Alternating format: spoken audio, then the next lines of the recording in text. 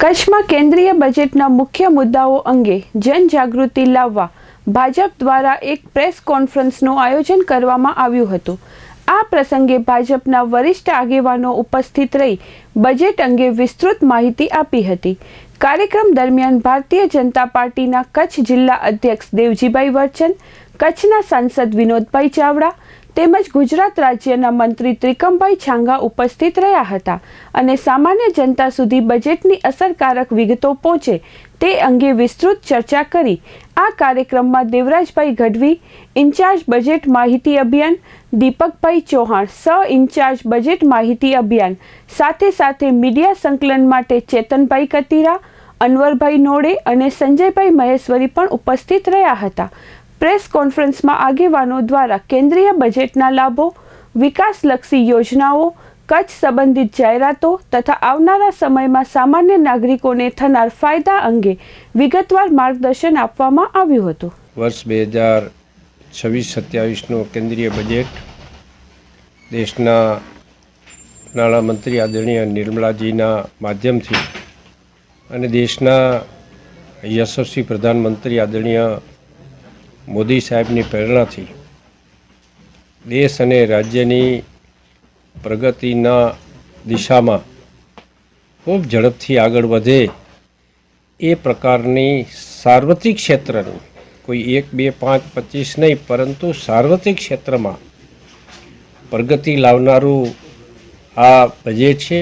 સાર્વત્રિક તમામ વર્ગ સમૂહના લોકોએ આ બજેટની પ્રશંસા કરી છે, એટલા માટે કે તમામ વર્ગ સમૂહ માટે, લોકો માટે, તમામ વર્ગ માટે આ બજેટ છે એ ઉપકારક છે, પ્રગતિકારક બની રહેશે। દેશની આર્થિક પ્રગતિમાં પણ વધુ ગતિ લાવનારું બજેટ બની રહેશે। વિઝન 2047ની તરફ દિશામાં દેશને ઝડપથી લઈ જવામાં આ બજેટ જ્યારે અગ્રેસર બનતું હોય, લક્ઝરિયસ વસ્તુઓ ઉપરના નિયંત્રણો કે ટેક્સીસ હળવા કરવા અને કેટલીક જે બાબતો છે એના ઉપર ટેક્સીસ વધારીને પરોક્ષ રીતે એના ઉપર નિયંત્રણ લાવવાનું કામ હોય, તમામ વર્ગ સમૂહના કલ્યાણની વાત હોય, ગુજરાતને લાગે વળગે ત્યાં સુધી ગુજરાતમાં પણ પ્રગતિની દિશામાં ગુજરાત માટે પણ ઉપકારક બાબતોનો સમાવેશ કરીને સાથે સાથે કચ્છની પણ જે મહત્ત્વની બાબતો છે, ખાસ કરીને અત્યારે છેલ્લા 2.5 દાયકાથી કચ્છ ટુરિઝમના ક્ષેત્રે ખૂબ ઝડપથી આગળ વધી રહ્યું છે, તો એને વધુ બળ મળે, વધુ પ્રોત્સાહન મળે એ દિશામાં પણ ચોક્કસપણે પ્રયત્નો થયા છે અને એના પરિણામો પણ આવતા દિવસોમાં મળશે। ટૂંકમાં 2047ના વિઝનને પૂર્ણ કરવાની દિશામાં ખૂબ મહત્ત્વના કદમ તરીકે આ વર્ષ 2026-27ના બજેટને ગણી શકાય અને એટલા માટે જ સર્વ લોકોના હિત માટેના બજેટ માટે આદરણીય દેશના પ્રધાનમંત્રી આદરણીય મોદી સાહેબ અને આદરણીય નાણામંત્રીશ્રીને ખૂબ ખૂબ લોકો વતીથી, ગુજરાતની જનતા અને કચ્છની જનતા વતીથી હૃદયપૂર્વકનો આભાર માનું છું। દેશના યશસ્વી વડાપ્રધાન શ્રી નરેન્દ્ર મોદી સાહેબના નેતૃત્વમાં જે એમની દ્રઢતા અને દૂરદર્શી છે કે 2047માં આપણો દેશ વિકસિત બને, વિકસિત ભારતની જે કલ્પના એમણે સેવી છે અને 2026-27નું જે આ બજેટ દેશના નાણામંત્રી શ્રી આદરણીય શ્રી નિર્મલાજીએ સૌ દેશવાસીઓ સમક્ષ મૂક્યું, જેની વાત કરીએ તો આ બજેટની વિશેષતા, આ બજેટ જે છે કે 3 કર્તવ્યોની જેમ દેશના આર્થિક વિકાસને ઉત્તેજન, નાગરિકોની આશા આકાંક્ષાઓની પૂર્ણતા અને વિકાસના લાભો સમાજના પ્રત્યેક વર્ગ સુધી પહોંચાડવામાં એક સંકલ્પ પર આધારિત આ બજેટ છે। એની વિશેષતાની વાત કરીએ તો બજેટના માધ્યમથી યુવા શક્તિ, દેશની નારી શક્તિ, કિસાન શક્તિ, શ્રમિક અને ઉદ્યમી શક્તિ, આ બધાને ખૂબ મોટું પ્લેટફોર્મ મળવાનું છે, એમને પ્રોત્સાહન મળશે। આવનાર સમયની અંદર જે પ્રમાણે આપણું ગ્રામ્ય જીવન છે અને એ ગ્રામ્ય જીવનના સ્ટ્રક્ચરને, માળખાને મજબૂત કરવા માટે આ બજેટની અંદર અનેક જોગવાઈ કરવામાં આવી છે, અનેક દરખાસ્તો મૂકવામાં આવી છે।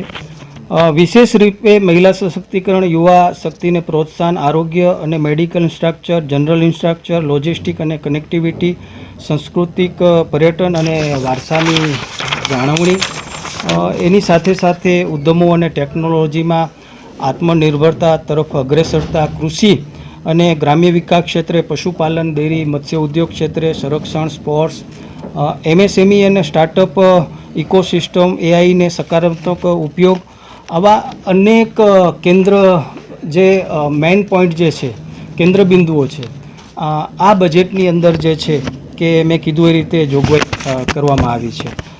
નારી શક્તિ માટે પણ દરેક જિલ્લાની અંદર હોસ્ટેલ બનાવવામાં આવશે, એમના સ્વસહાય જૂથને નાણાકીય સહાય આપવામાં આવશે.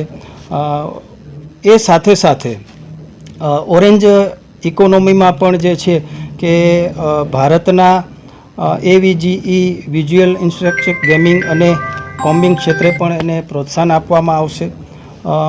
અલગ અલગ ક્ષેત્રે 15,000 માધ્યમિક શાળાઓમાં અને 500 કોલેજોમાં કનેક્ટ ક્રિએટ લેબ સ્થાપવાની જાહેરાત કરાઈ છે, જેનાથી યુવાનોને ડિજિટલ અને ક્રિએટિવ ક્ષેત્રમાં તાલીમ અને રોજગાર માટે વિશાળ તકો ઊભી થશે.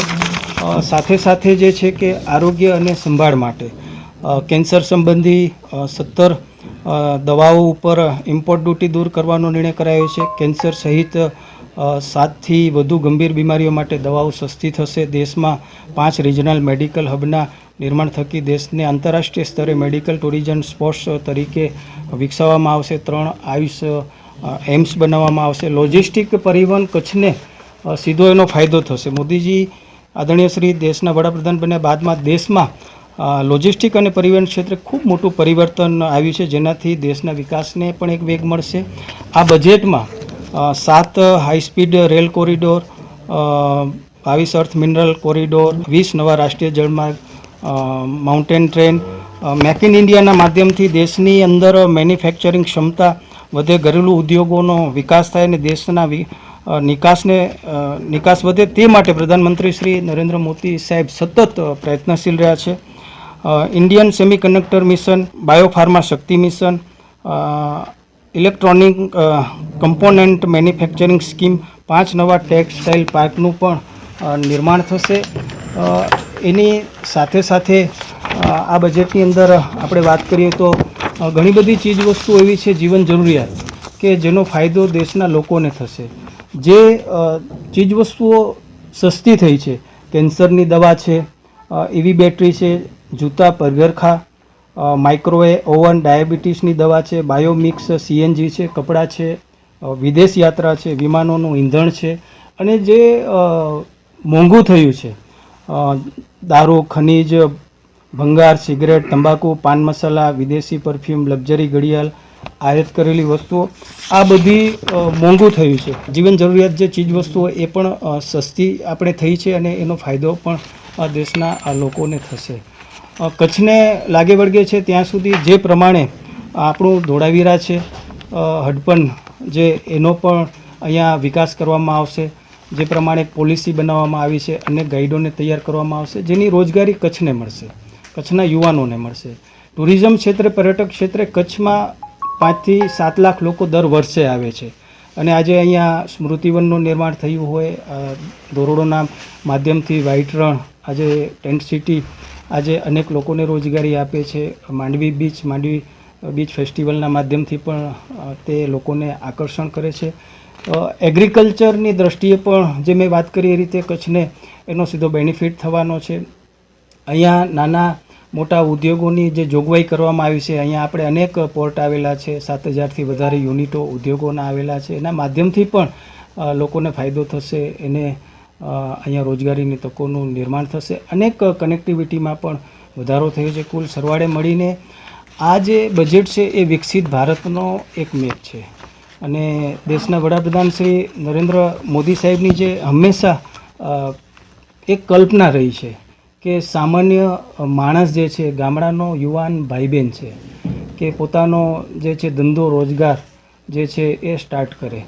મેક ઇન ઇન્ડિયા જે સ્ટાર્ટઅપના માધ્યમથી છે, મેન્યુફેક્ચરિંગ અહીંયા વધે, એની ઘણી બધી જોગવાઈ, એની પોલિસી આ બજેટની અંદર આપણને જોવા મળી છે.